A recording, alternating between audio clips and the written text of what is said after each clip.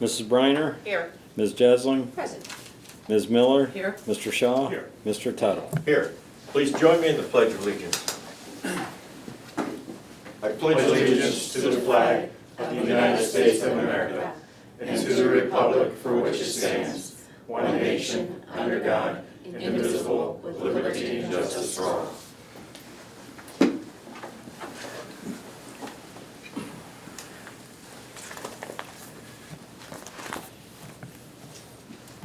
The floor is yours, Mr. Miller. Mr. Wilson. All right, I think Matt's gonna lead us off. Yeah, we're tag teaming, I'll start, and it is a work session, so please ask questions or fill in where need be or as you see fit, and please continue eating too. You should have at your place a litany of items, but one of the things is sort of the flow for tonight, for the work session, so I'll just point that out to you. You received a lot of documents and paper in the past 5 days or so, and I'm going to start with the Burgess and Burgess report, outline what I thought were some highlights. If you have questions, please chime in or comments. I think that would be good too. One of the benefits to us, I believe in doing the Burgess and Burgess study, that one, correct? This one. Yes.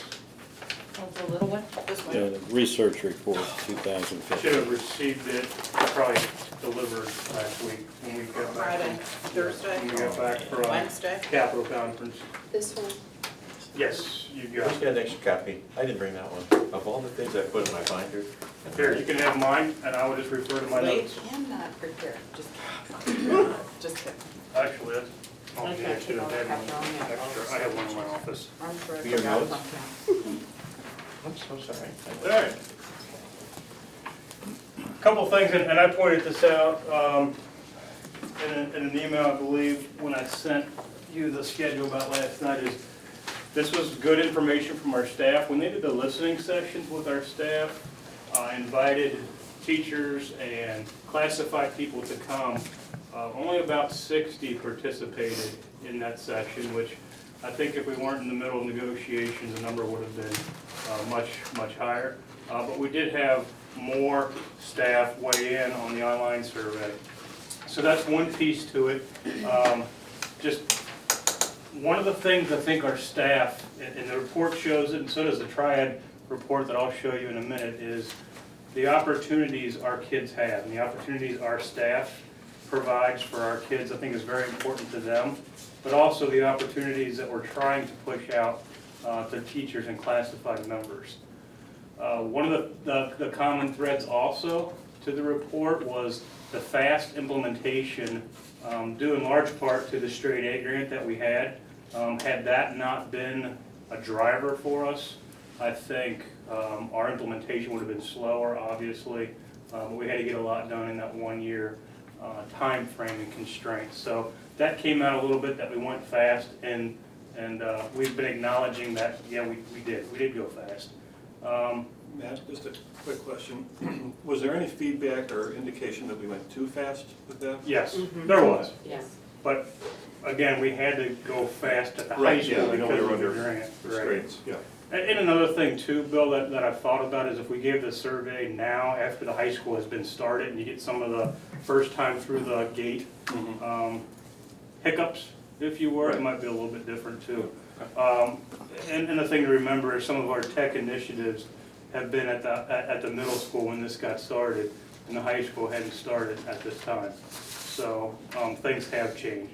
But we did have to go fast, and by design, we were looking at this 2 or 3 years ago as a year-by-year implementation as the kids went from middle school to high school. Well, when the grant came, that changed and it was 9/12, here we go.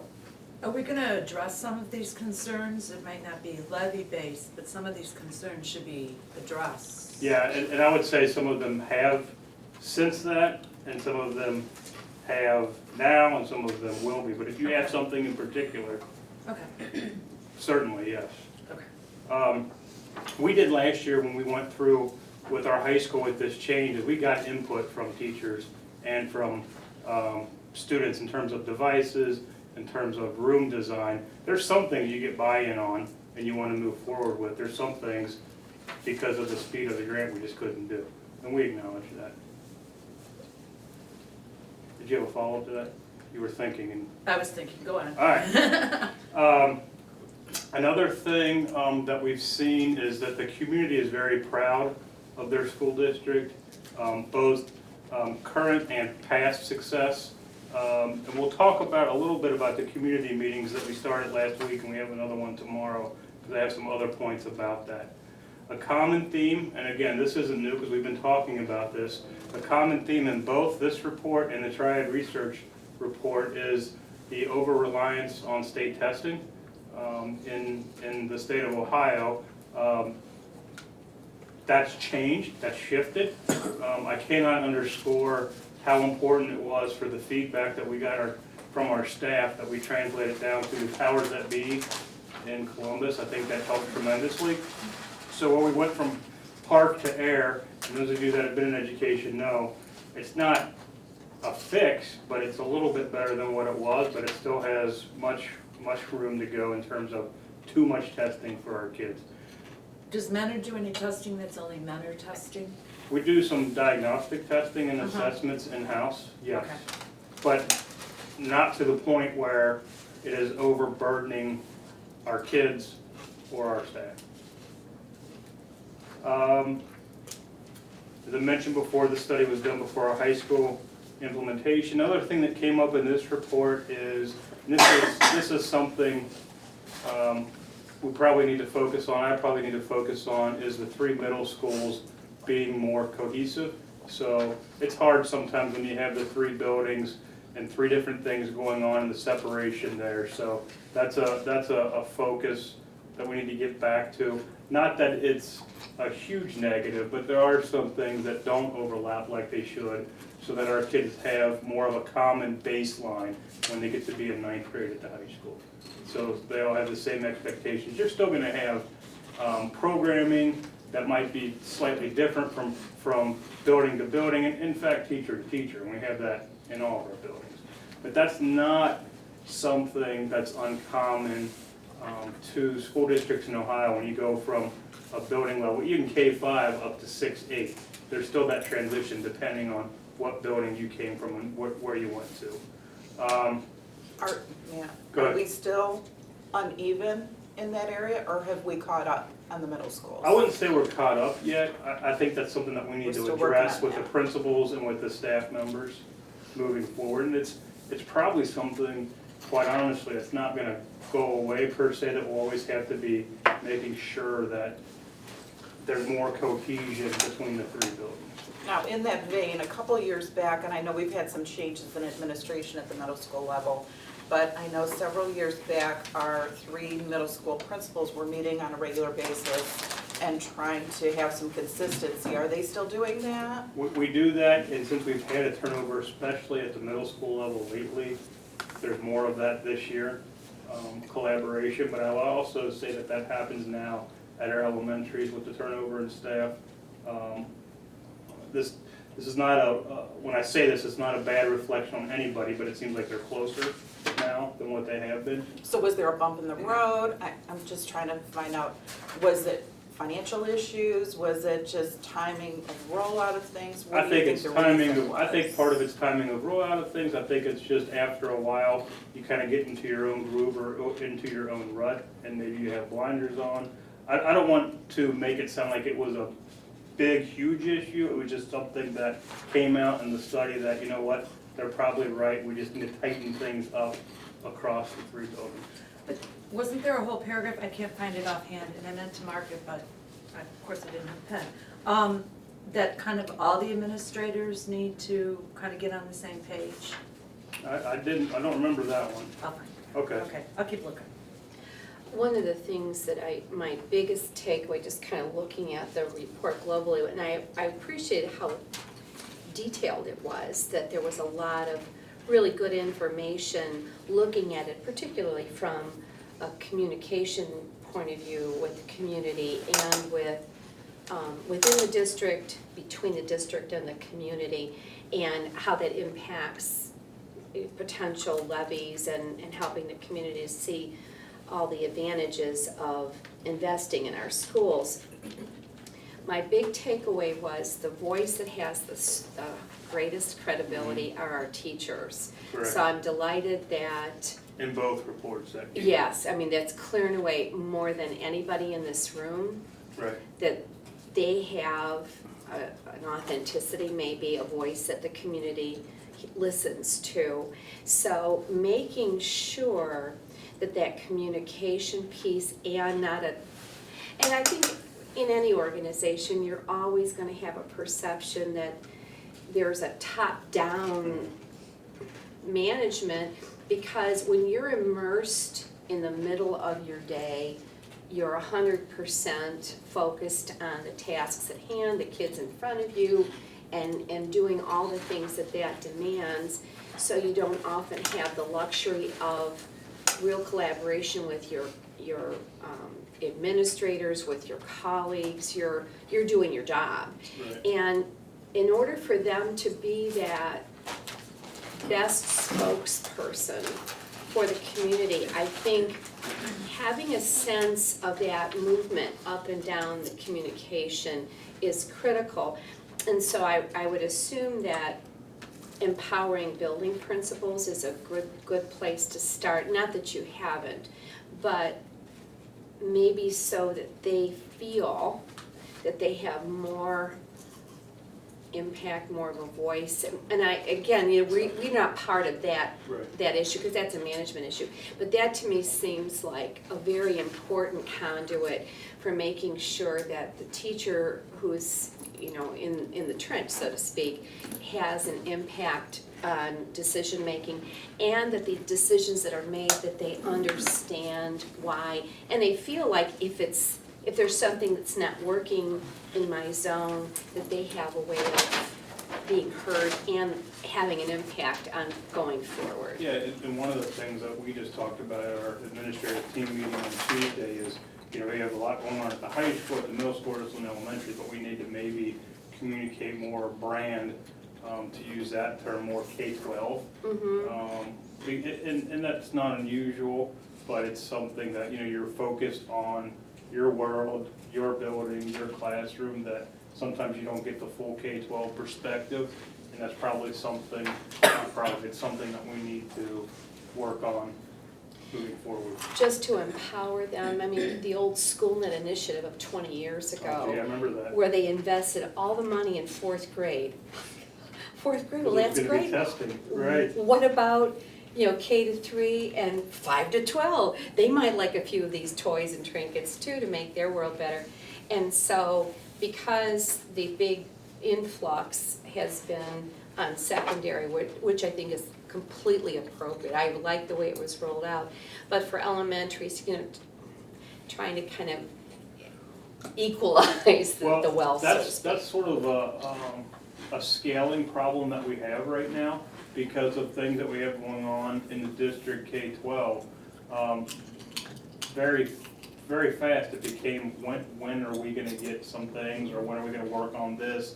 And so now it's like, we can't go fast enough in some regard. I'm saying two things out of both sides of my mouth, but what I'm saying is, it went fast because of the grant, but in other pockets, in other areas, when I do PTA meetings at all the elementaries, I'm not getting killed, but I'm getting like, hey, what about us? And why couldn't you use some of that grant money or some of that technology for the elementaries? So once you Yeah. explain it, they get it. And then I always say to the elementaries, you're all gonna get to the high school. Right.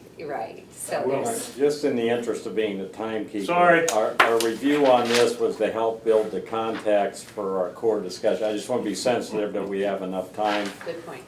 Excellent discussion, perhaps a dedicated future discussion. Let me try to wrap up real quick and move. Yep, well, you have the other document you have to go through, Right, which is, so I'm starting to go back and The- forth. So yeah. the other thing is, if we did these studies and these reports and they were all glowing and wonderful, I would question the reviewers.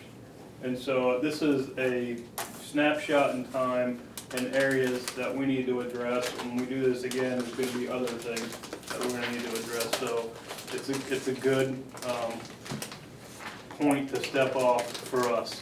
The community, and most of the things, a lot of things are positive, but I'm not gonna sit here and read those to you. But the triad report that you have in the binding. A couple things that were interesting to me, where do people get most of their information? News Herald still #1, which was surprising to me. The Plain Dealer, not so Not me. much. Yeah, I know. Well, he lives in like County. Very positive outlook in Triad. Again, there are common themes, and I talked about them a little bit before. One of the things that I think we all recognize is, to Dan's point about, potential future levy conversation, which is really now, not future, is it's almost as if, we haven't had one since '04, and I think people have a tendency to get used to that, and, somehow it's never gonna happen again, but that's not reality. That's really good financially, but we're at that point where we're not gonna come out of this in terms of not being able to ask people for additional funds. Key thing that I pulled out of the Triad report was people in Mentor believe that education is one of the most important things that we should be doing with our kids, which sounds like you would expect that, but it's also a confirmation of what we're doing. Another key point that I thought in this report was 67% of the people that were surveyed did not believe that the straight A grant had a positive or negative impact on our levy. That's something that we're cognizant of, that when we take a group through Paradigm or the high school, we always say, no tax dollars, somebody was gonna get this grant, we're glad it was our kids in our school. So we still push that message. That was interesting to me. Another interesting thing that I found in the Triad report was that 77% of the people that were surveyed or responded thought that the middle school initiative was a very positive thing for the district. And those were, when you're looking at the middle school. High school was only 70%, but again, this was done before our high school initiative, so I would guess that number would be higher than 70, but still, very favorable. And to Ginny's point before, and we talked about it before, is the spokespeople for the district are really our staff members, which,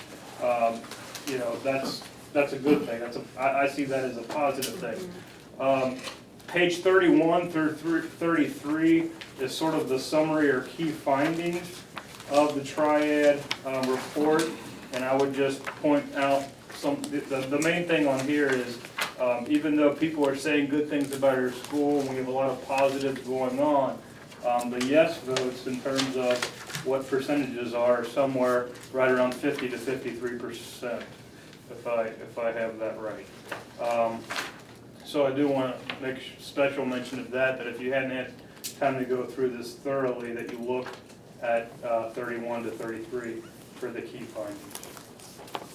If I can just jump in, two things. First, on the research project, one of the drivers behind that is conversations that we had about not wanting to disconnect from the community with our instructional technology initiatives, that recognizing now, I used to say a third, now that this suggests that maybe 25 to 28% of our residents used our schools, and we're an aging community with more senior citizens. One of the things we wanted to test was, do they think this is just newfangled gadgets that they can't afford at home, or do they really understand this is the way of the world now?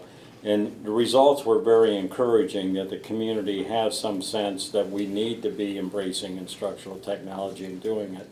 The second is, in the Triad research, that the significant advantage to our district is this is the third time they've done a survey, so that they can kind of plot over time. The core parts of the survey have been defined by Triad and used based on research for decades.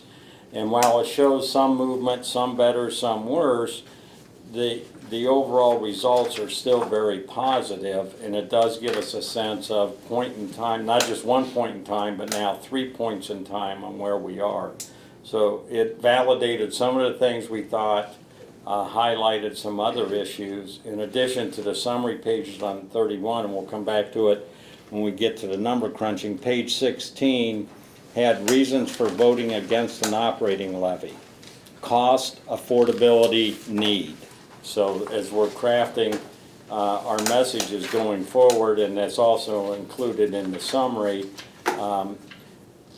the Great Recession has come and gone, but this is not the economy we had before the Great Recession, and I think we're still very sensitive. Not only have people forgotten you have to vote for new levies every now and again, but it's still a tough world out there, and the affordability and cost issues are something that we'll, should include in our conversations as the evening goes on. Yeah, that we need to address. The other thing I want to point out to you, and it should have been at your place when you came tonight, but I did email it to you also, is we started our community engagement meetings a couple of weeks ago. We have another one tomorrow morning at 7:30. We had just under 50 people there, which I thought was a really good turnout for a 7:30 meeting. The email looks similar. It looks like this, but it was at your place, and again, I sent that to you. A couple takeaways from there. So the Triad study and the Burgess study also, to me, are not static. We don't just do them and take a look and say, oh, that's good, that's bad, or we're good here, not so good there, and we stick it on a shelf. Those documents combined with community engagement and engagement with our staff is going to lead us to a new vision and mission statement for our district. So where we were when we last did our mission and vision statement has changed in some ways, and so that's sort of the driver for this. In the community engagement sections, there's a levy component, but that's not why we're doing it. We should be doing it anyway in terms of moving our district forward. In the main outcome of the sessions is going to be a report on the input and findings. That will be the priority, that will outline the priorities for our district as we move forward. Certainly the board will be involved in that. I did talk to the community engagement group last time we met about our quality profile. I'm going to mention that again tonight during our regular board meeting. Talked about our student achievements that we've been doing. One of the things, and Bill Wade mentioned it, I believe it was last month at the regular meeting, the amount of commended students that we had this time was much more than what we've had in several years combined. And teacher accolades. So we're starting to, not that we haven't, but we're starting to push PD with our staff even more in some of the things that we're doing. And then I want to get to the point where we do a lot of talking, we meaning in education, do a lot of talking about our kids getting ready for career, college, or military. I throw military in there. And Dan and I have had these conversations over the past couple of weeks. We need to really maybe think about doing things differently, especially at the high school level, to get our kids ready. So the numbers are staggering when you look at how many kids go to college and how many finish. How many finish in 2 or 4 or 5 years, depending on whether they're going at 2. And we have more kids that don't go and don't finish. And so maybe we need to swing the pendulum a little bit more that way in terms of getting those kids ready for real things to do once they graduate. And that's not real, I mean, it is a focus, but it's not been one of probably the focuses of the state and in some ways the district. So we have conversations all the time about, and we, just last night, we were at a meeting at Kirtland and for their straight A lunch, so Dan and I were there and Mike Lynch was there, and Eklund, Senator Eklund and Representative Ron Young. Thank you. Young were there, and Ron Young brought it up, and we're like, that's what we've been talking about. So I think this is a point in time, they're shifting away from the testing and going back to more common sense. Things are settling down with negotiations, that this is probably the right time that we start really honing in on, okay, we'll do what the state tells us to do in terms of the standards and the testing, we get that. We're still gonna have high-flying kids going to Ivy League schools. That's still something we're gonna support. But what about the 60 to 65% of our kids that don't do that? We need to get them ready. All right, off my soapbox. That's excellent. Sorry. No.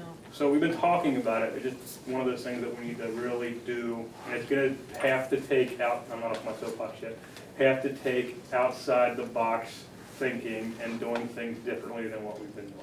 Now, and just to complete that and connect that to our conversation tonight, the three reasons for voting no: affordability, cost, and need. And part of the need is we have identified this need that not every student needs 4 years of college and $100,000 of student loan debt in order to be a productive member of society. In fact, there's a crying need for skilled workers that need something maybe beyond high school or connected with high school, but not that 4-year degree. So I think as we begin to talk about needs, some of the things we found internally that we have to do, some of the things that Matt's networking with the Business Advisory Council and other key employers in the community, and hearing very much so their needs. So that will help address that.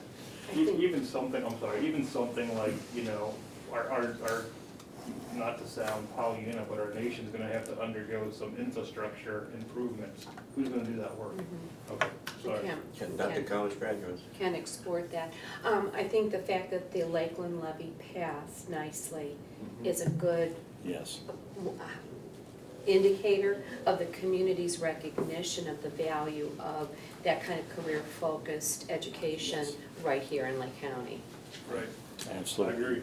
Dan just provided with you his slides for tomorrow for the community meeting, just so you have them, and you can look at those, probably not Yeah. now, but later on. Yes. But this is gonna be his presentation. We talk about the finances of the district with the almost 50 people that should be in attendance tomorrow. And again, these sessions are not levy sessions. They're part of the research project and community engagement at a more general level. So the presentation tomorrow is talking about how the board manages the finances of the district, where we are now, and some of the key positives and negative challenges that we're facing. So it's not intended to be a levy discussion tomorrow, but more a general information on the fiscal management of the district. Is this a defined group or? Yes, It is we sent it's out by invitations. invitation. Okay. Yeah. Burgess and Burgess sent out invitations based on the studies that they had done, and quite honestly, based on the groups that, when Dan was talking about, we've done this 2 other times, so 3 times altogether. So a lot of them are the same people that we've been engaging with, but some of them are new, based on new positions, and there are teacher reps and classified reps that are there. Clergy is there, business leaders, the usual people. There are some city people that are there as well. So every meeting is a different group but with some overlap? Same Or group, Same same group, group. okay. Same in doesn't mean they'll all come. Right, okay. And the format is a 15-minute presentation, 15-minute small group discussion amongst folks there, and then a half hour of report out and summarizing what the feedback we're getting from the community. So that's the format. And you have the last one, the feedback in the email that I sent, but also I just printed it out tonight that is at your place too. Okay. And did Burgess and Burgess say they prefer that we not participate? That's kind of, the intent is they didn't want to make it seem like a board meeting or board heavy. I mean, it's bad enough that Dan and I are there, but we keep our other administrators pretty much out of it as well, because we don't want to dominate the conversation. Yeah. And that's definitely what all that research Yeah. says, that And, we're not the voices. You know, Matt did the presentation. I was in the back of the room, fell out of my chair, and was a distraction. I was but never going to tell anybody that. Other than that, we don't engage in the small group discussions or even the discussion when they're reporting out. So we try to be the providers of information and then step way back and not influence any of the conversation one way or the other. And Burgess is really good about telling us afterwards, here's what you need to do, here's what people are saying, and so that's. Are they there, Burgess and Burgess? Yes, they lead it. facilitate They the meeting. facilitate. Okay. Yeah. All right, well, our main discussions tonight, as you know, this is our 3rd session to discuss future revenue needs, and if we are to pursue new operating money, first up's being sensitive of deadlines for opportunities. Next is to talk about what type of levy to consider, and then go through some more information leading up to making a decision, hopefully tonight, on do we have a levy in 2016? If so, what type of levy and how much? So just quickly, some background information. As you know, 2016 is a presidential election year. In presidential election years, going back quite a ways now, Ohio joined the Super Tuesday group for the presidential primary election by collapsing the February and May election into a March election. Elections historically have been the first Tuesday after the first Monday of the month. Super Tuesday group moved that back more to mid-March, so the March election is March 15th, and then August 2nd and November 8th. The filing deadline, if we were to consider the March election, is December 16th, and to be on the ballot, the board has to adopt the resolution of necessity, file it with the county auditor who certifies it, sends a certification back to the district. They then vote to place the levy on the ballot, and we file with the Board of Elections. So if that election were to occur, all this has to happen 90 days prior to election date. So the first set of deadlines upon us are to file with the Board of Elections no later than December 16th and proceed from there. We are talking about operating revenue, and I shared with you a presentation done by Rick Maniloff, at that time Squire Sanders, now Squires Patton and Boggs, that they've merged, dated 2014, but is still current.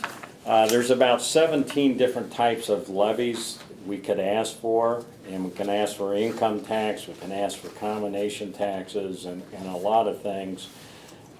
Historically, we've either asked for a current operating levy, kind of the plain vanilla option, or when we were in fiscal emergency in 2004, we asked for an emergency levy, which we changed to a levy to avoid an operating deficit, trying to shed that word emergency now that we're in a much better place. Matt and I have discussed it and believe those are the two most feasible options for us to consider. A school district income tax is somewhat challenging, again, going back to cost, affordability, and the economy. Those generally are more difficult to pass in Ohio than the traditional levy routes. There's some that you can step up millage amounts.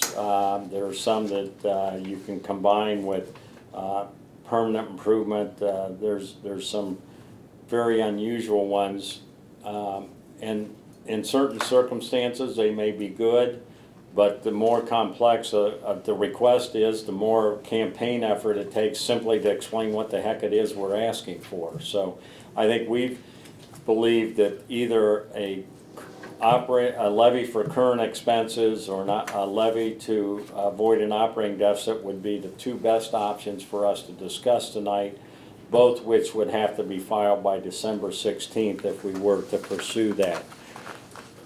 A levy to avoid an operating deficit can be for up to 10 years at a time and then has to be renewed.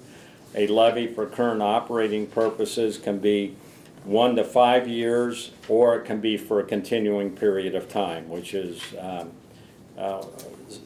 the legal way of saying it's one-time vote and it stays on the books. And you said that was much more difficult to pass. Yes, although as we lead into that, and that's historically been true. Well, we were in Columbus last week.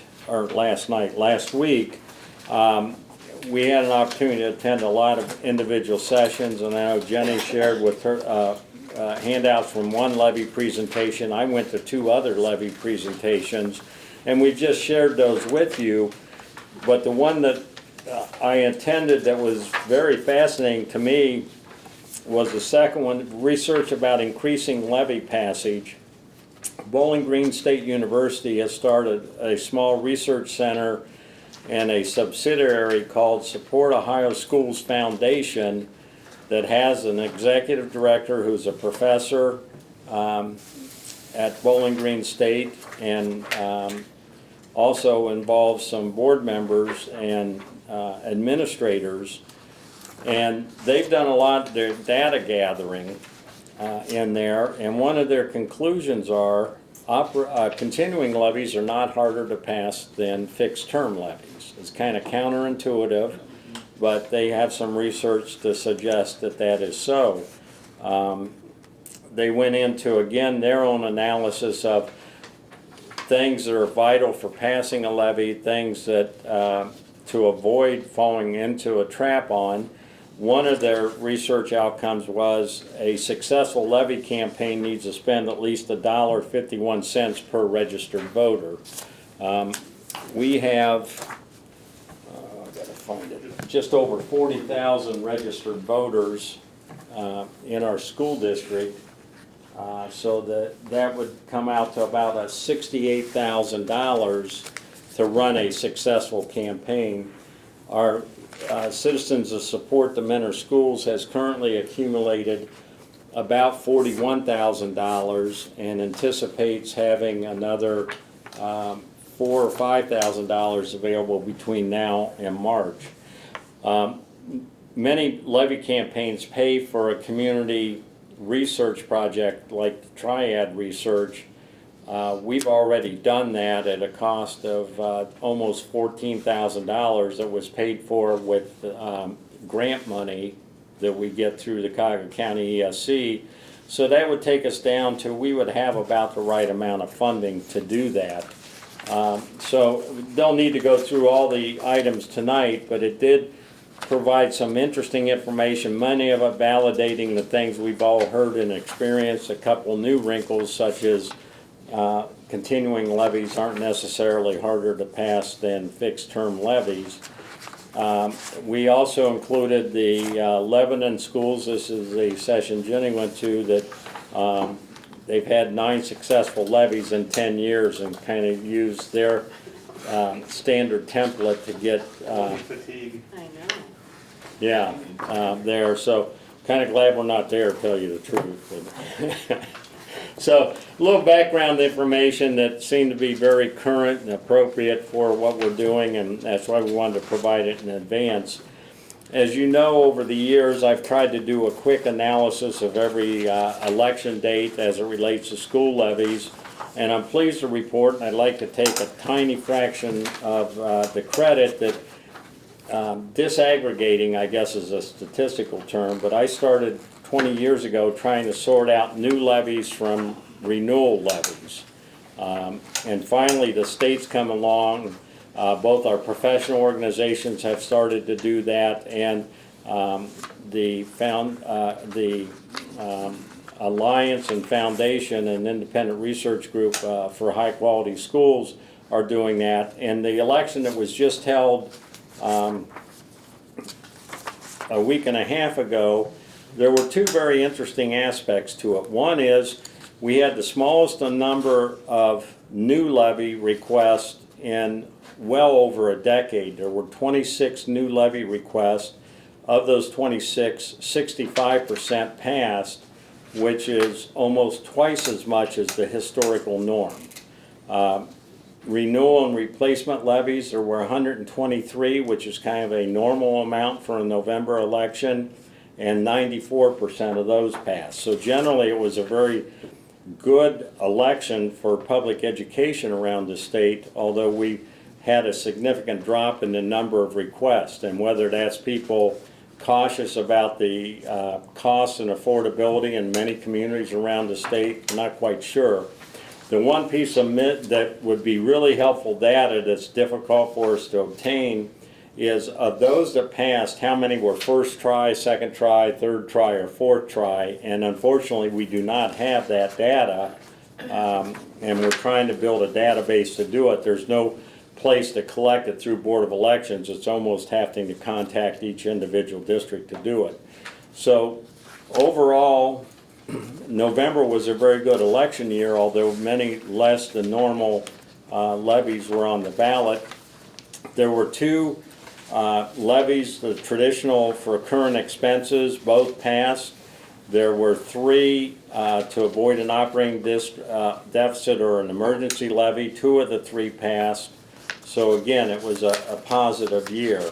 I did include information we put in our budget book and fiscal projections book every year, and that's the ballot issue initiatives in our district going back to 1981. And this goes to, are you successful on the first try, second try, third try?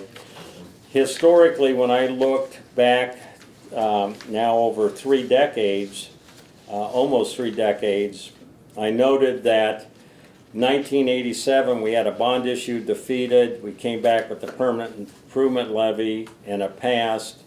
In 1981, we had an emergency levy defeated. We reduced the millage amount. It passed second try. 1988, a bond issue was defeated, came back, and it passed the second try. 1990, bond issue was defeated, lowered the amount, passed second try. 1992, continuing operating levy was defeated, first try, passed second try. 1995, continuing operating levy was defeated twice, passed third try. And then our emergency levy in 2004 was defeated in March, passed in August. So that in our own individual district, first attempt of levies over the last almost 3 decades has suggested passage on the first try is unusual. Now renewals we've had great success with, but the new money has been a bit of a challenge. So it kind of dampens our enthusiasm for the November results where we saw such a positive approval rate. So I just suggest we probably want to just remember that our own community needs that need, affordability, and cost. I believe probably, while I wasn't here for the last 3 decades, I'm guessing that those are some of the important issues that the community was dealing with. So having said all that, it takes us back to where are we financially and where should we be going in the near future. Just on October 28th, we adopted the current fiscal projections, which for the first time showed a balanced budget in 17-18, but a very steep cliff coming right after that. A $24 million deficit in 18-19, a $58 million deficit in 19-20, and it validates one of those key financial indicators that we need to always monitor. And when do we start deficit spending? Deficit spending being defined as current revenues compared to current expenses. And that started in 2012, 2013. And of course, the only way that works in a state where we're constitutionally mandated to have balanced budgets and aren't allowed to borrow future year revenues to offset current year expenses is we have to accumulate reserves. And indeed, that's what we've been fortunate enough to do. We had to use $2 million of our reserves in 12-13, $3 million in 13-14, $1.7 million last fiscal year. It's predicted we'll have to use 5.4 this year, and then 15.5, 22.2, 28.6, which we will not have in 18-19. That's when our reserves will be totally tapped out. The dramatic drop is more in revenue than it is growth of expenses, and it's that thing that we've been talking about for quite a little while, and that's tangible personal property, which at one time produced almost $14 million a year for us, will be totally gone in 18-19. And in fact, this year we're getting about $6.6 million. Our school district's a member of the Alliance for High Quality Education. It's a group of 60-some districts. Generally, wealthy suburban districts are very high performing that have more common interests than all of our 613 districts across the state. And largely a result of their efforts, we were able to get a little more temporary relief, and I've communicated in the last 2 board updates about Senate Bill 208 that softened a little bit the phase out of the tangible personal property loss, so that it was enacted. The governor did sign it last week. So instead of being $28 million in the hole in 18-19, will be $21 million in the hole. So much appreciated, but still a very steep cliff that we're falling off, and the 58 becomes 55 in 2019, 2020. The next to last chart in the presentation I'll be doing in the morning shows that of the 2014 levy, which produced over about $14.6 million, we will be collecting about 600,000 of that in 1920. So 14 million of the 14.6 million has been lost because of the reduction in tangible personal property, the loss of the electric deregulation reimbursement when they lowered the assessment rate, loss of the reimbursement for the first $10,000 of small business taxes that were exempted that we used to get reimbursed for. So truly our challenge is on the revenue side. We've been very fiscally prudent. We've been very aggressive in following our key financial indicators and making some very difficult challenges as we've gone through each school year since 2004. But there's nothing we can do to overcome losing that amount of money. In essence, we've lost the entire levy proceeds from 2004, or will by the end of 2019, 2020. So we're right back to where we were. Yes. before. One quick question, so obviously everybody's dealing with the same kind, not everybody gets the tangible Correct. personal property tax, but every district who did is struggling with the same catastrophic drop in revenue. Yes and no. No? Mentor is a unique community in the amount of commercial tax base. We have a major regional mall. We have a lot of light and medium manufacturing in our community. Take a Kirtland, take many of the other communities that maybe have one manufacturer in town and don't have a shopping mall, may or may not have a little strip center with some stores in it. So it depends on how heavily weighted your tax base is to the commercial properties, and that varies community by community. Here, of the districts in Lake County, there's only 2 that were severely affected. Others did lose some money, but proportional to their total revenue, it was a much smaller hit. So if you're a bedroom community, you're not gonna have the Correct. same problem. Because that's what I was wondering, is everybody gonna be running to the polls? Because if that happens, then your message is kind of carried yes. statewide, but if it's not everybody, then There's about 200 of the 613 districts that, and it's a soft definition, but significant loss of revenue that had a significant portion of revenue, significant being 5 or 10 or more percent of total revenues came from tangible personal property.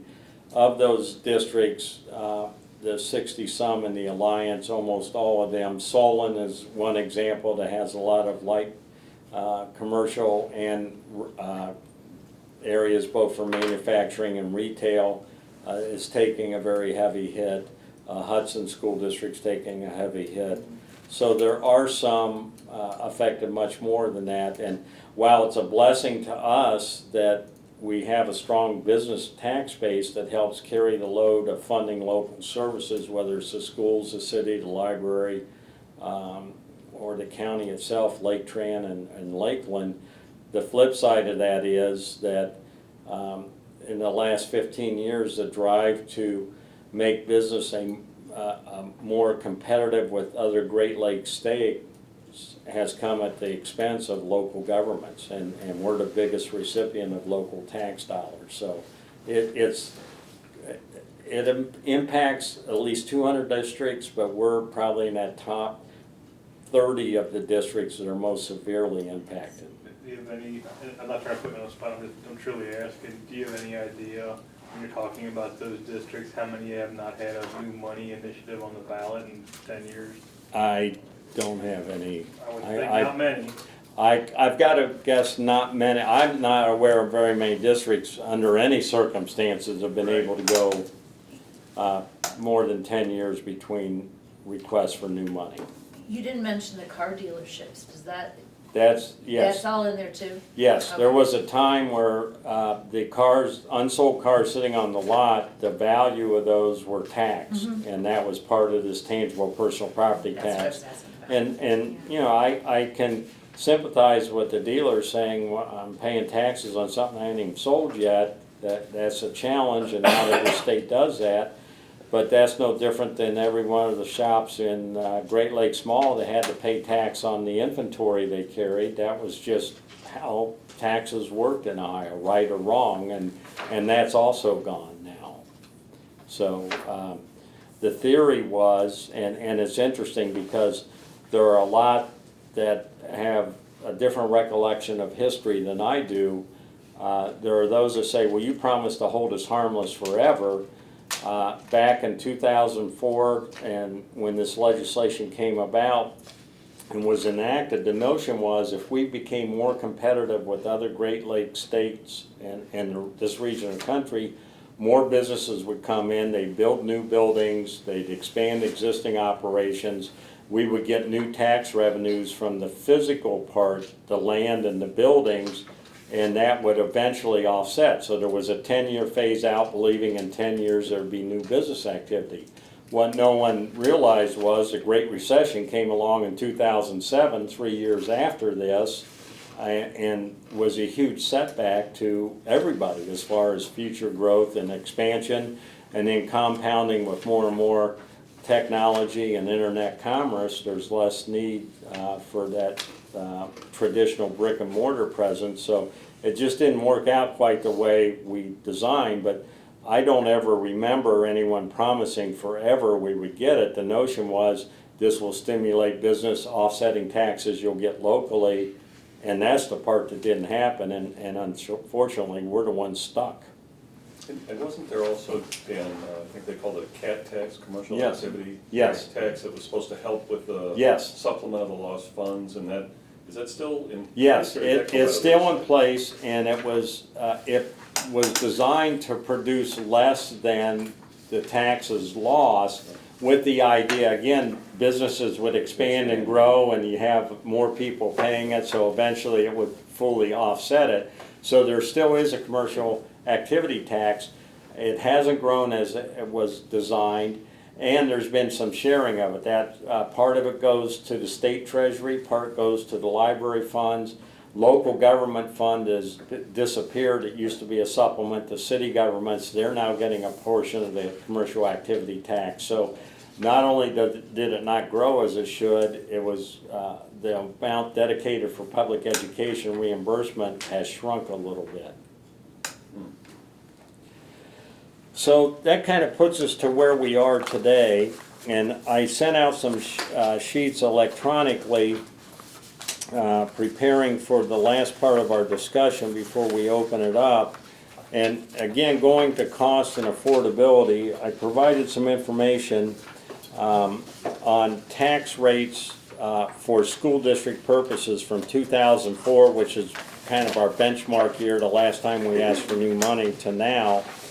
And you'll see, as a result of reappraisals, 3 years updates, the Great Recession, tax rates have gone up a little bit, they've gone down a little bit as it relates to schools that's been out of our control. So there are some people that are fairly knowledgeable about how property taxes work that will say, well, my taxes have gone up, somehow that's our fault because we're the main benefactor from the taxes. And I would say, yes, they've gone up a little bit, but that's an operation of the taxation system. There was no benefit to the school district, so we are sensitive to it.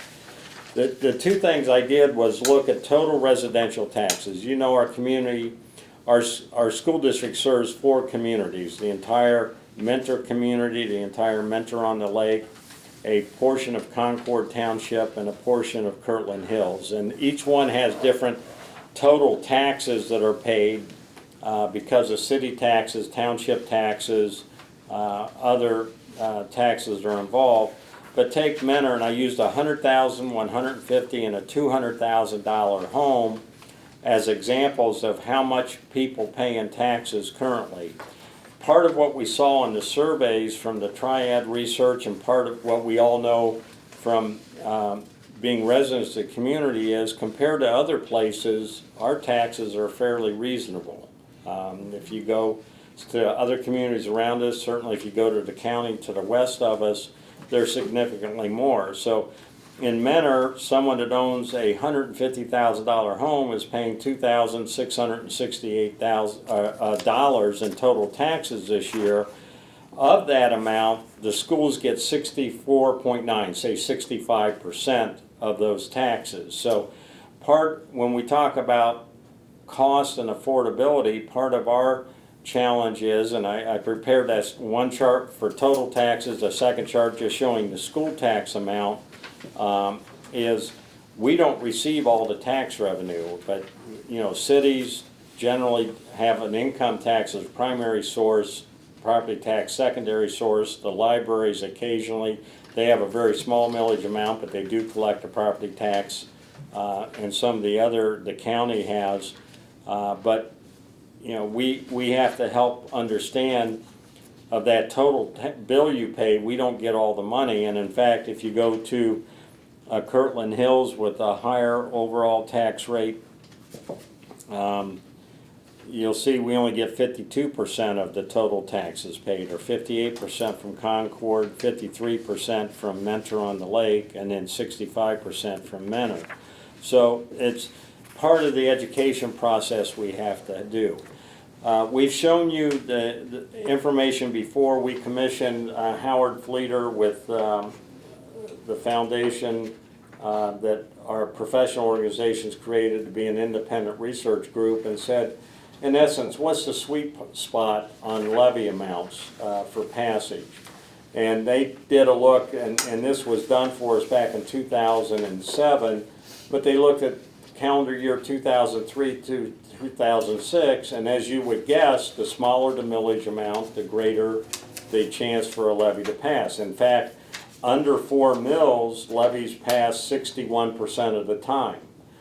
Over 7 mills, levies passed only 40% of the time. So from 4 mills to 7 mills, it drops from 61% right to 50%. So kind of what you would guess, the higher the request, the more it costs.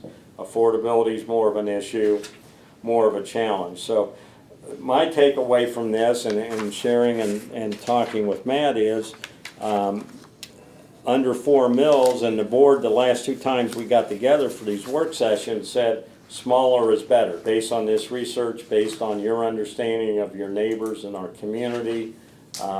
We want to have lower levy amounts if we can. We have not, let me go back to the one page.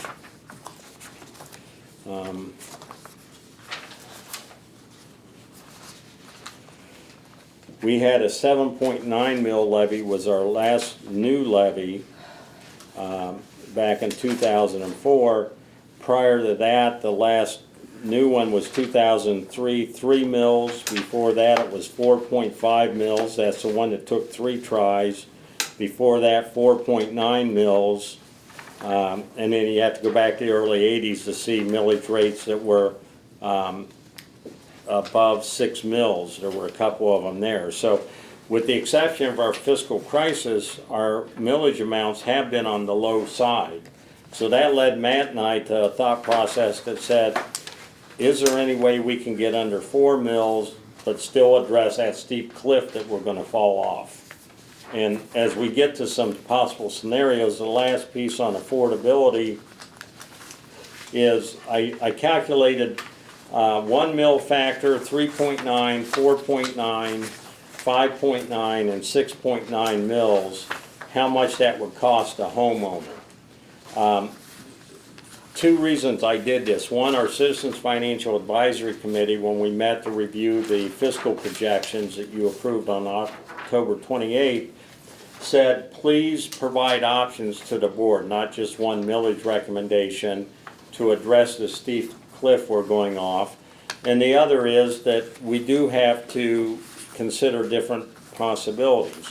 What I noted is that a 3.9 mil levy will cost a homeowner $136.50 a year, or $11.38 a month. a 4.9, $171.50 or $14.29 a month. A 5.9, $206.50 or $17.21 a month. And finally, 6.9, $241.50 or $20.13 a month. So the cost is a factor for us to consider. The last few pages that we emailed out and then followed up and sent you yesterday show the various scenarios. And as I did last time, again, the Citizens Financial Advisory Committee has been urging me to refine formulas and calculations and try to improve accuracy with the goal of getting to 98%. And I believe I'm almost there on the revenue side. The one challenge we still have is predicting tax revenue, our single biggest source of money, and where the county Budget Commission says assume a 4% delinquency rate. We've never had a delinquency rate that high. It's generally between 1% and 2%. So I adjusted my formulas to hopefully get us to 98%. I've tried to improve my formulas in salaries and benefits, and we shared that both with the budget presentation and the forecast, but I ran 3 sets of scenarios. The first set is the 3.9 mil, and then each of the other millage amounts, 4.9, 5.9, 6.9, showing the change in bottom line. All scenarios include Senate Bill 208, that additional cushion or supplemental payment on tangible personal property that happened after we approved the fiscal projections. Then I did a scenario, what if expenses were 2% less than I assumed? And then a third one that's kind of, in my mind, a little aggressive, saying what if expenses are 2% less and tax revenues come in 1% more than I assumed? What would that look like? So for each of the millage amounts, there are 3 sheets with the fiscal projections as adopted, adjusted for the supplemental payment, tangible personal property, one with 2% less expenses, one with 1% more tax revenue, and 2% less expenses. So that leaves a bottom line. We're still projecting a deficit in 2019, 2020 in all scenarios with one exception, and that's the 6.9 mil levy and getting 1% additional tax revenue and 2% less expenses. We will have $864,000 in the bank on June 30th of 2020. Again, my assumptions are reasonable. I try to be as precise as I can. My grade card says I am still conservative. I'm trying to move to that moderate range.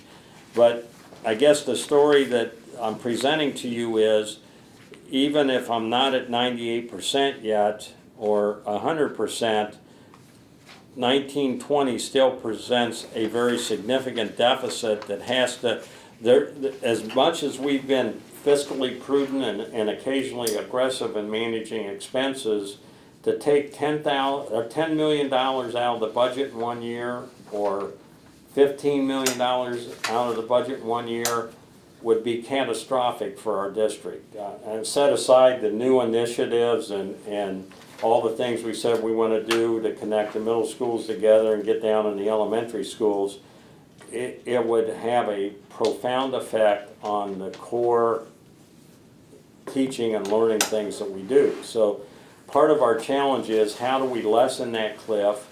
How do we hope that my conservatism is indeed continues in the years and will catch a couple of good breaks? How do we hope that we can continue to lobby the legislature to provide some longer relief on tangible personal property tax, or capture the internet commerce revenues that are lost on the traditional sales tax and channel that back to education? Or how do we become more entrepreneurial and generate our own revenues? All those things factor in. So we're faced with the board thinking about smaller millage amount has a greater chance to pass. Our history is it often takes 2 tries, although with good funding with the support of Burgess and Burgess, with the data we've gathered from our research project and the community survey, we think we can have an extremely effective campaign. So if we at least allow ourselves a second chance, if we're not successful in March, and the recommendation is going to be to consider going in March, then the millage amount, 3.9 keeps us in that sweet spot area with that 60% approval rate historically. But if we want to balance another year and create as much fiscal stability as we can, then we're all the way up to 6.9, or we can go anywhere in between. So Matt and I have talked a lot in preparation for it, and I think, I'll say at first it was my recommendation, I think Matt's supportive of it, that we consider the 3.9 mil levy in 2016 at the March election as a way, and use either a continuing operating levy or a levy to avoid an operating deficit, either one of those. Or, continuing levy can be for fixed term and at some future point converted to continuing, as we did our permanent improvement levy, or a levy to avoid an operating deficit can be up to 10 years. We could extend to 10 years, or start with 5 years and say, community, we think we're credible in our fiscal management, but if you need more evidence of that, we'll give us 5 years, and then we'll come back and show you that we were prudent stewards of the funds. So with that, I think I'll just wrap up and ask that we engage in some discussion and see if there's a comfort level in determining where we go. I just have I hope a quick question, and I don't mean to insult you in any way. When you said 2% less expenses, was that just a thought that we could do 2% less expensive, or did you put so much thought into it that you looked, I have this other document with Yes. the enrollment and the special ed costs Yes. and inflation. What did you have on this page? Inflation, did you take all that into consideration? Yes, and what Inflation, I'll student take you enrollment? to is one page, and this is the Citizens Financial Advisory Committee as much as anything, on page 60 of the fiscal projection book. You'll see there's a performance summary there that shows my average accuracy on revenue since I joined the district in 2004. I've been 96.1% accurate on average. I've adjusted this year's formulas more and believe I'm going to be at 98.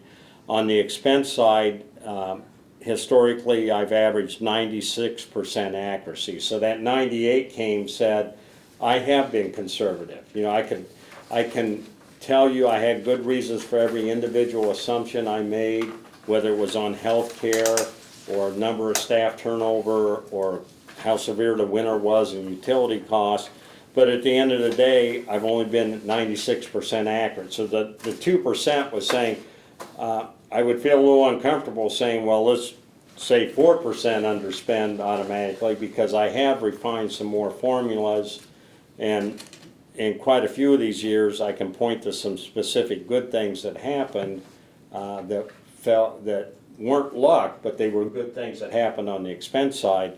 The 98 came after consulting with the finance committee, saying, well, what if you were 98? So that's how I came up with that. And the other thing I would say too is we've hit our targets when we've looked at reductions, staffing and things like that. We've never not made it, and Correct. most of the time we have more of a cushion than what we were shooting Yes. for. I guess that was my question, was 2% kind of like a given and then it could be higher?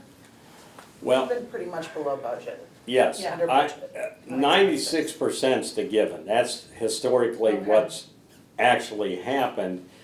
The key variables, as Matt said, both when Jackie was here and Matt's continued, we've always, at a minimum, hit the staffing reductions that we put in the forecast, and almost every year exceeded them. So that's a positive budget variance beyond what we did, and that was just looking at enrollment, distribution of enrollment, needs, course changes.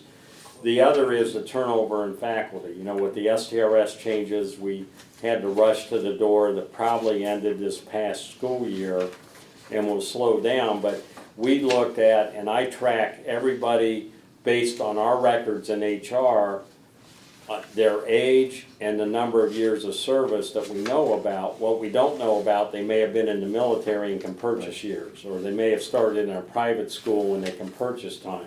So I try to predict, based on the information we have, those that are eligible to retire, that the majority of them will. I don't assume 100% will, because there are some people just, they're not ready for a new chapter in their life. So that's always been a little bit of a wild card. The healthcare expenses, we've been very fortunate. I keep going back into the marketplace, looking at things, but when we talk to our consultants and national experts in our region of the country, we assume the normal inflationary increase, and we've generally had good luck with the health of our employees and the market tension, and been able to do some things and reduce it. So again, the given is 96%. And the kind of split the difference, if you will, by saying what if a 98. If you want to be, and again, I would use your conservative, moderate, or aggressive are my terminology, and you reverse the scale, that whether you're talking about income or expenses, but kind of an aggressive expense assumption would be, you know, we're going to underspend the budget by 4%. Because when I look at the 300 plus individual assumptions I make in assembling the forecast, I can give you my thinking on each and every one of them. You say, well, that seems reasonable. Sure. I'm predicting a winter not quite as severe as last winter, and the utility bills won't go up quite as much. Then I heard we're going to be shoveling snow this Saturday, so what do I know? Well, you have to be conservative. If you're too Yes. aggressive, then their numbers are gonna be read too soon. Dan, here's what I see it's really nice that you ended up on the numbers. Yeah. And looking at the numbers, my question would be, the difference between 3.9 and 6.9, only one scenario, 6.9 comes out black Yes. Yeah. in the very last one. Yes. Right. All of the others turn red at 1920. Prior to that, they're all in a predicament that year prior to it. So am I making this too simple? It seems to be the difference between running at 3.9 all the way up to 6.9. It might be a difference of a year sooner, asking for money at 3.9, and maybe a year or a year and a half later to get an additional 3.9 or 6.9. Yes. I mean, so I can see the logic behind 3.9, easier to get it. Face it in, what would you say, 3 years from the 3.9 to ask for new money? Yeah. Or at 6.9, now we look at 4.5, 4 years out to get more money? And here's what I'll kind of suggest, that across the state of Ohio, on average, districts need new money every 4 years. Used to be every 3, and people squeeze again partly because of Great Recession. So kind of the norm for our industry is a levy only lasts 4 years, and this would take us back closer to the norm. So 3.9 will take us to 4 years? It Or will take 3. us about 3. There's a couple big opportunities / maybe challenge for us. One is a major contributor to getting from 2004 to 2016 was declining enrollment. We lost 26% of our student base. In that time, we've closed 4 school buildings. We've reduced 33% of our faculty. When we look at our most current 2013 enrollment study, we're decreasing from losing over 200 and a few years ago over 300 students a year to less than 100 students a year. So as we flatten out some of those opportunities to affect savings that reduces spending, extends the life of the levy, are beginning to disappear as we are flattening out in our enrollment. The other is that Politics are an issue here. Right now, and I've been around long enough to see everything goes in cycles politically. Right now, fiscal conservatives dominate the House, the Senate, and the governor's seat. That may or may not continue going forward. The fiscal conservatism wasn't necessarily anti-education, but it was taking care of the state first and pushing down responsibilities without funding to local governments, whether it was cities or school districts.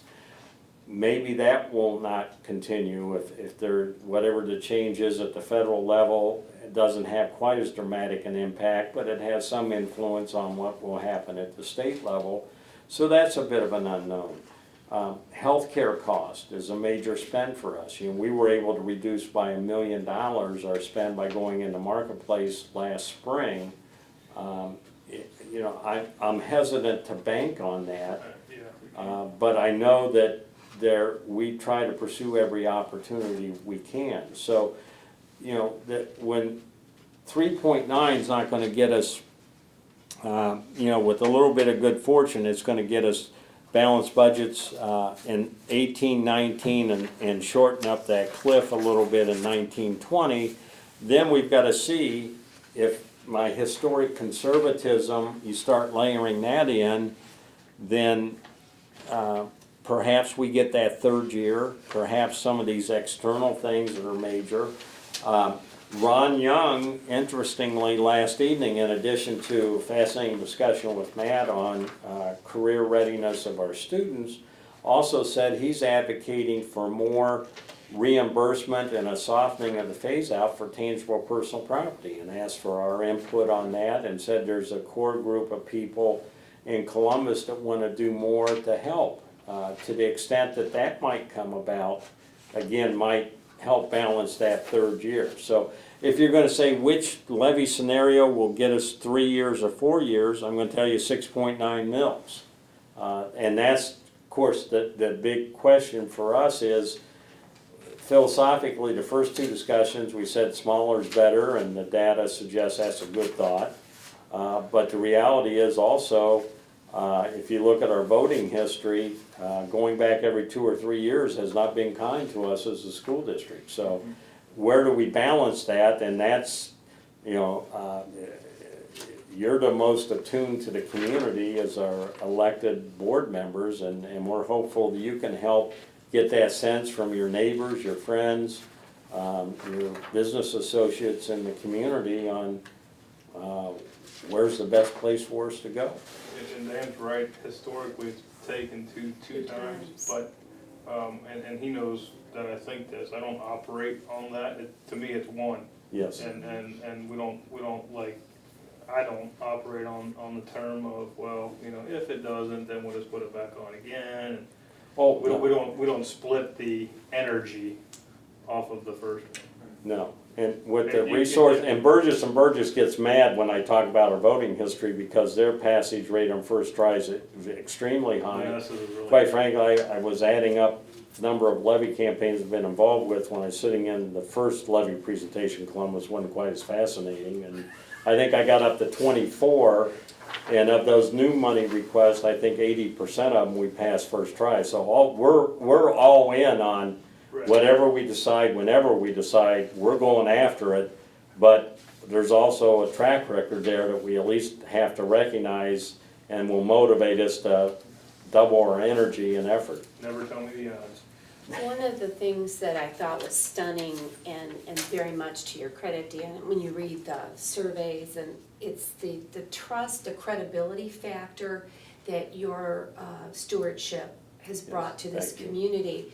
So my thinking is that the community, if you say, these are the numbers and this is what we need to continue our quality education for the children in our community, that there may be a good rationale behind, maybe not 6.9, I can realize that sounds like a lot, but maybe 4.9 isn't so much more.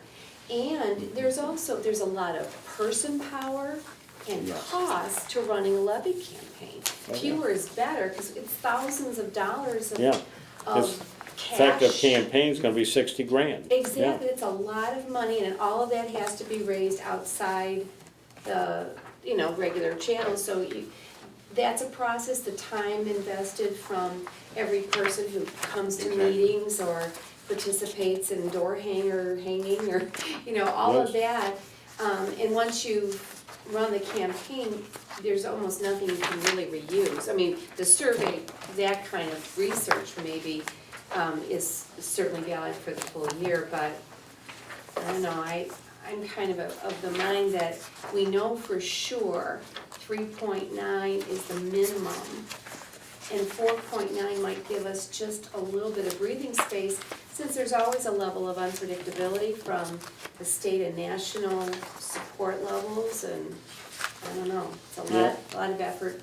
And, yeah, Dan, we're. is it safe to say that we're not gonna see another 12-year spread like we have? Yes. That we're pretty much gonna be on the ballot like every Yes, 3 or 4 and years? again, because we're flattening out enrollment-wise. Right. You know, Yeah. there So may this is be gonna one be a more regular opportunity to thing, like look every at 3 or 4 years we can facilities, but plan. yes. And, Yeah. and at some point, this came up in the community engagement session right now, there are more funerals than baptisms. I At saw some that. point, that's gonna change. It might be 10 years from now, but that's gonna change. So this was really just a freak Yeah. thing, going 12 years, because it doesn't seem like any other Right, district has had yeah, that kind it of was law. 2 key factors. One was taking advantage of a significant decline in enrollment, and the other was being willing to make hard decisions Right. to be fiscally prudent, not just defaulting to business as usual. I think part of our strategy is gonna have to be getting our voters to accept that this is gonna be a regular cycle. Yes, And, we've talked about 24/7 levy mode. We just have to get them to know that, we've always relied on them for property tax money. This has just been an unusual break, and yeah, it's been, we're back. yeah, we've done a remarkable job, all of us collectively, the board, prior, current administrations, to do it. The one unknown future potential opportunity, now that enrollment's flattening out, is the opportunity of instructional technology. And will that be, rather than buying a $200 textbook, are there gonna be cheaper ways to provide content? Don't know, not my world, but I just know that that's something we have to explore that may offer an opportunity for us going forward. Well, the It entrepreneurial has to be spirit less. that you Yeah, but we're not gonna make up down. Oh, no, yeah, Tens of we're not millions of talking about dollars. millions and millions of dollars, No, no, no, correct. I mean, I look at, A school part of the buses that are percentage. going around town with, half a dozen kids in them, and they're built to take, I Yes, don't know, what's it, standard bus, 66. 30, 60 some? yeah, Okay, so we start buying smaller vehicles and maybe transportation changes or whatever, we're still not gonna make up millions of dollars correct, with those changes. Hundreds of thousands maybe. yeah, No, but one thing that happens if you yeah, have smaller buses, the community recognizes that you're a good steward I of the get money that. we give you. That's the positive side. But I'm You saying- don't make up millions. For practical matter, we're not going to kind of dovetail what Dan was saying, we've exhausted, I don't wanna say every opportunity, but the vast majority of the opportunities that we have to lower our expenses. Right. We've matched the declining enrollment, we've made some technology changes, and we've been able to capitalize on those changes over the last 11 years. We're not gonna be able to do that moving forward. Like Dan likes to say, that's one-time money. Right, Yeah. yeah, a lot of that is one-time Save money, it so once. same thing with grants or those types of things. and, and we're talking about the expense side, and flip over to the income side. We're, by 1920, we will have lost almost $14 million annually because of the loss of tangible personal property, electric dereg, and the first 10,000 business tax. So if not for losing that money, the ride would continue. There's still some endpoint to it. There's no district I'm aware of in the history of our state that's never had a levy. Right. But the key dynamic for us is no longer going to help us, and that as we stabilize enrollment, we've got to look for those smaller incremental costs, but we're not talking about millions of dollars anymore. And on the revenue side, Mentor is, I think for all intents and purposes, built out, or darn close to it. Mentor on the Lake certainly is. Is that, Concord, some opportunity for growth there, but again, I don't think it's gonna bring in enough buildings to make up the millions that we're talking about. Right. Yes. So there, there's a lot of little things, but I think that the bottom line is, we don't have any options. It's either cut programs and services and start backtracking from the successes that we've made over the 11 years, or ask the voters to continue to support a very excellent school system. And that's a pretty simplistic view, but I just don't see where we have a whole lot of other options. Dan, your recommendation is the 3.9? Well, that's my starting point, only looking at that's the sweet spot, but again, the conversation here is if we want to try to get to the norm, which is 3 to 4 year levy cycle, then the 6.9. So I don't have an absolute conviction of which millage amount is right. Again, looking at the community survey, looking at our history, smaller is better, but I don't know what the right amount is. If you're asking me to pick one, I'd probably pick the 3.9 and say we do have good credibility in our fiscal management. We are connected with the community. We can be a little more connected, but we are connected with what we're doing instructionally. That core belief that the quality of the schools affects people's home values is still very much on the consciousness, and we saw that in the Triad research. So, This coming from the conservative treasurer. yes, yes, thank Tried to you. write your No, Thank numbers you. down. No, you're very astute. What did you say the 3.9 was for a $100,000 house? One There's second. a sheet on that, it has Which between page was that? 150 and 200,000. It was towards the. And I should have, in retrospect, I realized I should have numbered the sheet. You want me to hold off townhomes, Dan, for a little bit, or? These came, I think, Friday night. You can come in and hear this exciting discussion, but we can, we'll have to start this meeting and start a new one, right? 136. well, yes, we're gonna stay in here. Did you find it there? Yeah. You did, didn't you? 136.50. Thank you, Bill. So just another This is question, annual. Dan. We go to the ballot in 16 with 3.9, and your sheets are indicating a red number again for the 2019-2020 Yes. school year. So we'd have to go back to the ballot probably in 2018 to Yes, satisfy yes, that deficit. So That's every it's 2 really only, years. it's only really only a 2 year. yes. And That's gonna that's, be my question. yeah. Fatigue So is again, an issue. knowing, betting on my conservatism will continue, we may pick up one more year, again, if we underspend again, and we over collect, but I'm very hesitant to bank on that. Yeah. Thanks, bye. And 4.9 would ease us into that third year, it looks like. Puts us basically in the same, It just Yeah. drops the deficit amount. yeah. Right. Yeah, correct, But it's not 2 years of deficit, isn't it? Correct. So it's 1 year of deficit, and so that would take us to a 3-year cycle. yes. If we To did to really, 4.9. to balance 18-19, we'll take the 6.9 mil levy and some good fortune on underspending and some extra revenue collections. So that's the range. We could certainly go for more. We did 7.9, the emergency levy in '04.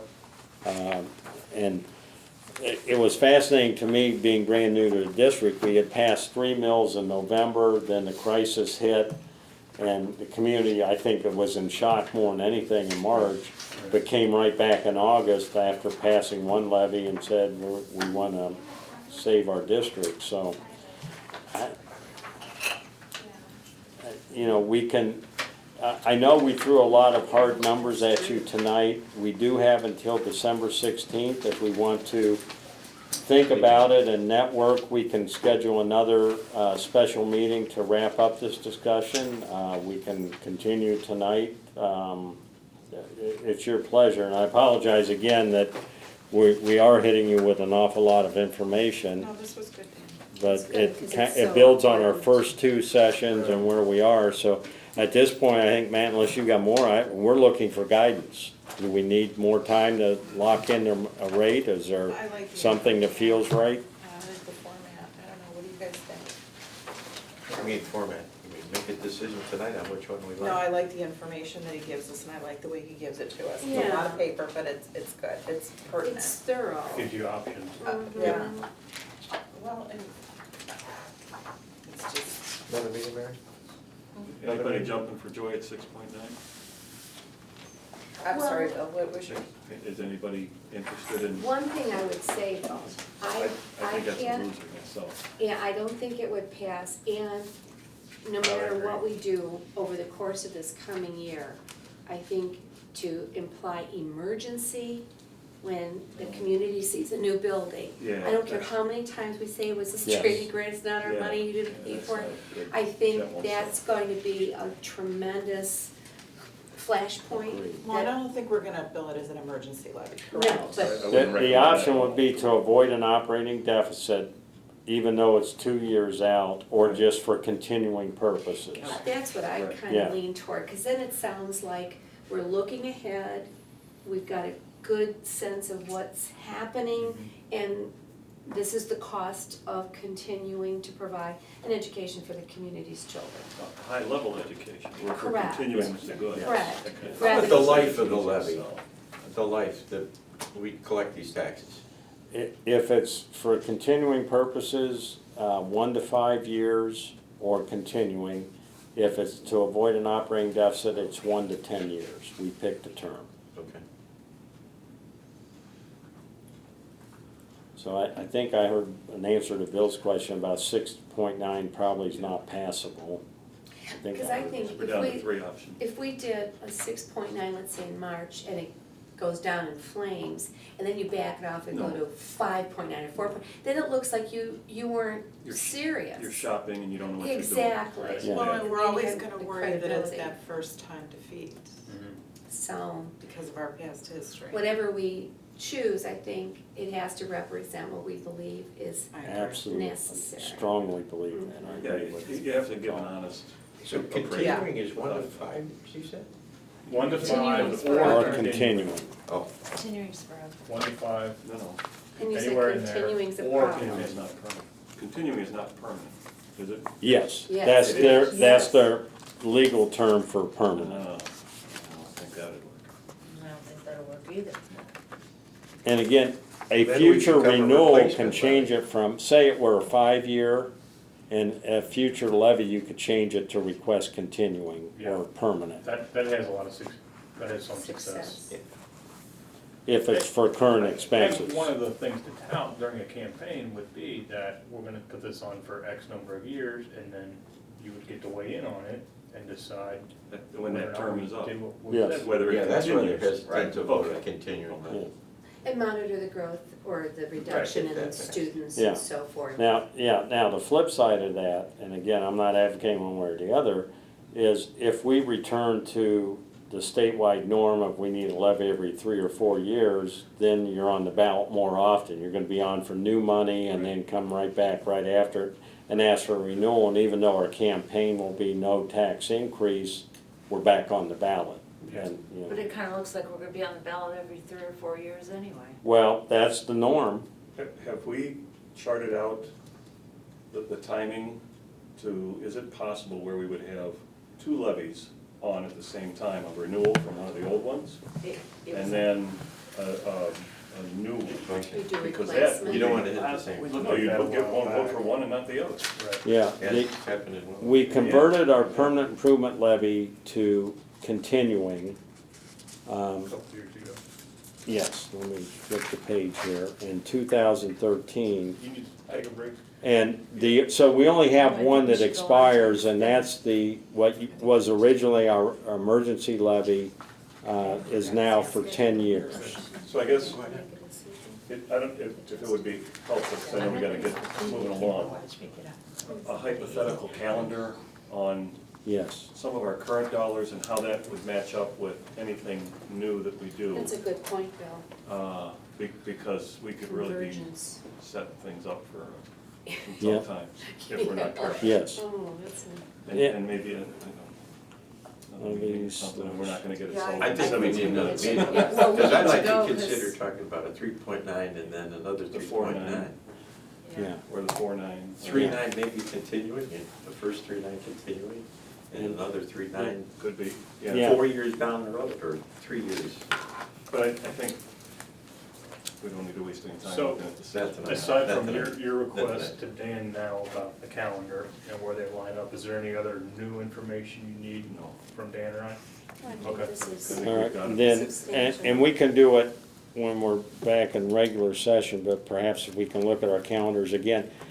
Either levy option we're talking about takes 2 votes, has to be filed by December 16th. So we've got approximately couple 1 weeks. month to do everything, so there's some time, but we have a holiday week next week. So Yeah. just sync up a time where we'll make this the sole purpose of the meeting and hopefully be able to come to a strategy we're gonna pursue. Can we schedule that during the regular meeting, Dan?